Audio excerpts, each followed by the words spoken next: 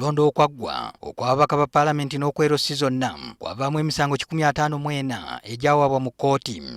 Ku misango egyo emisango 73 gyawulirwa ne gisalirwa bannannyini gyo ne bamatira n'ekyasalibwawo mu kkooti. Ate emisango 81 gyasalwa ne wabaawo abataamatira bwe batyo ne beekubira enduulu mu kkooti ejulirwamu. Emisango gino gibadde gikandaaliridde kyokka Kyaddaaki Essiga Eddamuzi litaddewo abalamuzi abasukka mu 15 okuwulira okujulira misango gy'okulonda gino. Omulamuzi omukulu akulira kkooti eyo n'abalamuzi abakola mu kkooti eyo bamaze dde okuba nga bakola gye tuyita koramu. Kkooti eyo bw'eba ekola ku misango egyo abalamuzi abasatu be batula buli mu musango, so bamaze okuba nga beekolamu groups ezigenda okuwulira emisango egyo ze tuyita forums. Tulina forums 4, buli forum erina abalamuzi basatu. Okuwulira emisango gino kwa kutandika ku Mmande nga 21 omwezi guno era ekiruubirirwa kya kugimaliriza mu bbanga lya mwezi gumu gwokka. Omwogezi w'Essiga Eddamuzi Jameson Kalimani ategeezezza nti bataddewo ebisenge eby'enjawulo kkooti mwe zigenda okutuula ku kizimbe kya Trade wano mu Kampala. Buli lunaku entuula za kuba nnyanya mu bisenge bya kkooti eby'enjawulo nga buli kkooti etuulwako abalamuzi basatu. Balina ennaku 3 mu mateeka kubanga bamaliriza okuwuliza emisango egyo, wadde amateeka ge gamu gabawo obuyinza okuba nga beeyongerako ennaku bwe wabaawo ensonga eyeetaagisa.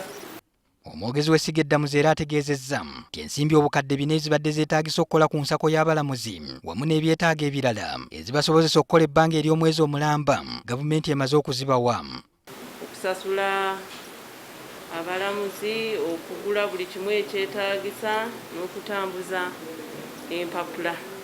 Mu kiseera kino emisango emirala gyonna egya kkooti ejulirwamu gya kuyimirizibwa kisobozesa okugonjoola emisango gyonna egy'ebyokulonda. Egimu ku misango egisuubirwa okutandikirawo ku bbalaza nga 21 kuliko ogwa Musoke Hamisi Walusimbi ng'attunka ne Wakayima Musoke Hannington Nsereko ku ky'omubaka wa munisipaali y'e Nansana.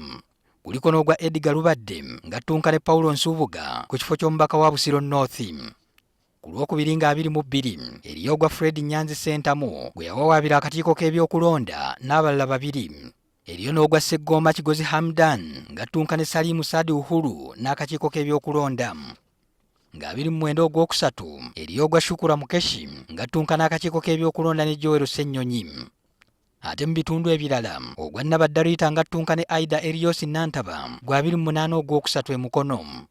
Ogw'abaagala Joyce Ntwatwa ng'attunka ne Naabakoba Judith Nalule n'abalala gwa 29 ogwokusatu e Mityana. Kinajjukirwa nti kkooti eno yesembayo mu kusalawo eggoye ku misango gy'ebyokulonda egy'ebifo by'ababaka ba paalamenti n'aba LC. Patrick Ssenyondo, NTV Kusaaweemu.